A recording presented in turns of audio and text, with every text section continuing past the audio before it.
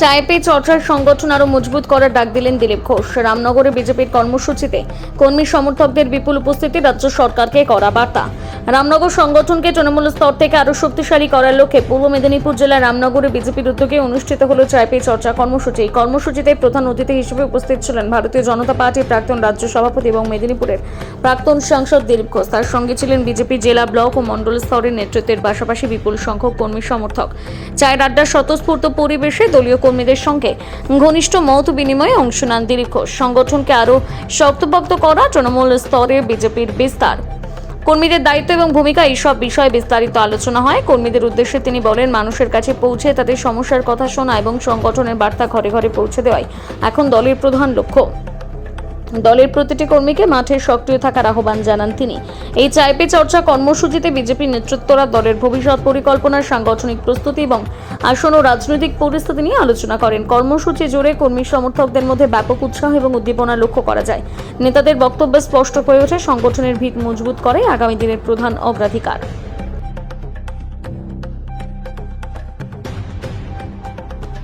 রাজ্যপাল কি বলবেন?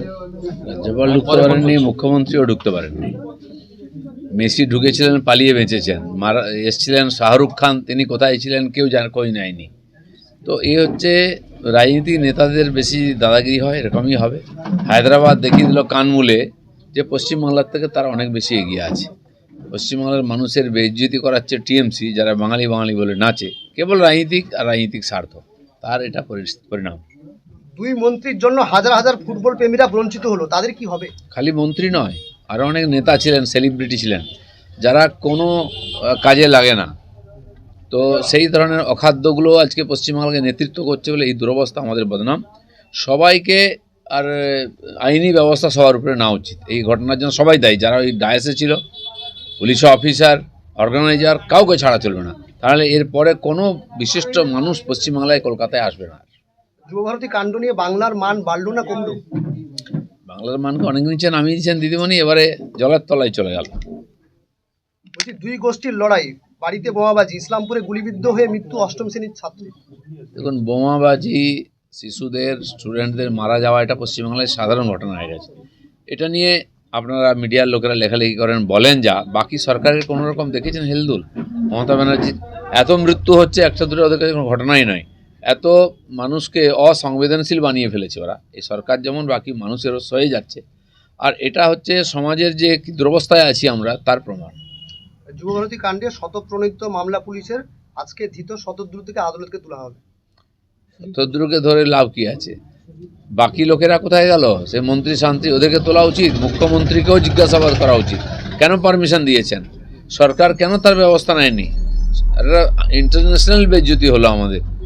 যদি হুমায়ুন কবিরের আর ভিত্তিপ্রস্তর করছে বাবরি মসজিদ, 4000-এর বেশি পুলিশ পোস্টিং হয়, তো এখানে কত পুলিশ থাকা উচিত ছিল? ভদ্রলোকেরা এসেছিল, পয়সা খরচা করে এসেছিল, তারা প্রোগ্রাম দেখতে পেল না, তারা তাদের যে রাগ সেটা বহিঃপ্রকাশ করিয়েছে। এর সমস্ত দায়িত্ব সরকার, মুখ্যমন্ত্রী, তার মন্ত্রী, যারা ওখানকার ইভেন্ট ম্যানেজমেন্ট দেখছিল, পুলিশ, সবাইকে দিতে হবে এবং সবাইকে আইনের আওতায় আনতে হবে। দাদা, এক সময় যে দেখা গেছিল শাহজাহান ঘনিষ্ঠ ভোলা ঘোষকে মারার ছকি নয়, সন্দেশখালীতে 2021 সালে বাড়ি থেকে তুলে নিয়ে গিয়ে খুনের অভিযোগ শাহজাহানের বিরুদ্ধে। জমি দখল করতে গিয়ে গাড়ি চাপা দিয়ে খুন করা হয় সুবল চন্দ্র মণ্ডলকে। কার ছেলে? মৃতের ছেলে যে অভিযোগ করছে। ঠিকই তো, এরকম বহু লোককে মেরেছে। যাদেরকে মারেনি তারা আধমরা অবস্থায় বেঁচে আছে।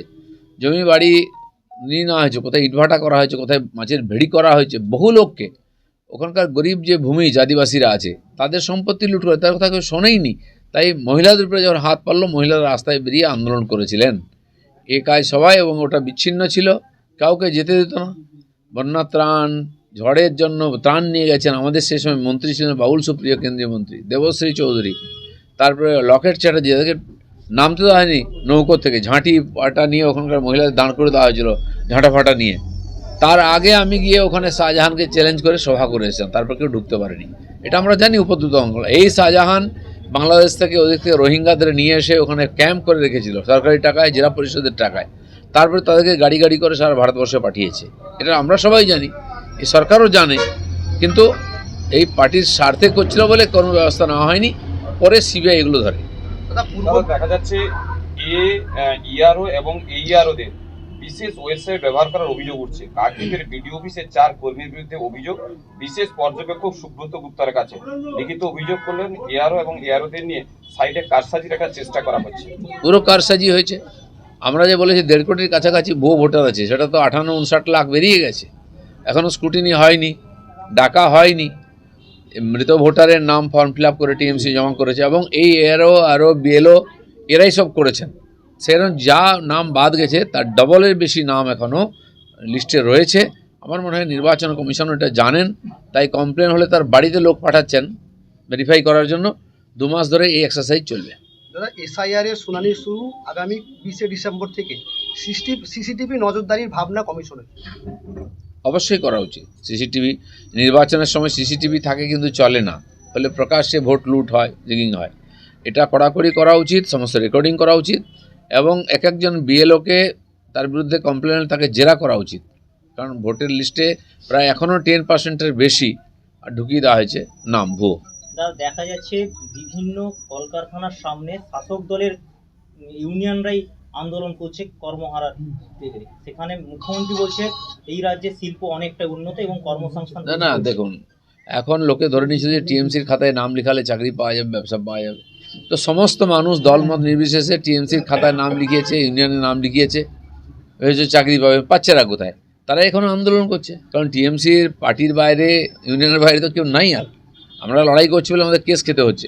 এখন যারা গেছিলেন তারাও বুঝতে পারছেন যে কিছু হওয়া নেই, এখন চাকরিই নেই তো পাবে কোথায়? দাদা পূর্ব মেদিনীপুর জেলা পুলিশের অভিযোগ সেল ও নাম্বার চালু। দুর্ব্যবহার সহ পুলিশের কাজ না করলেও জানানো যাবে অভিযোগ।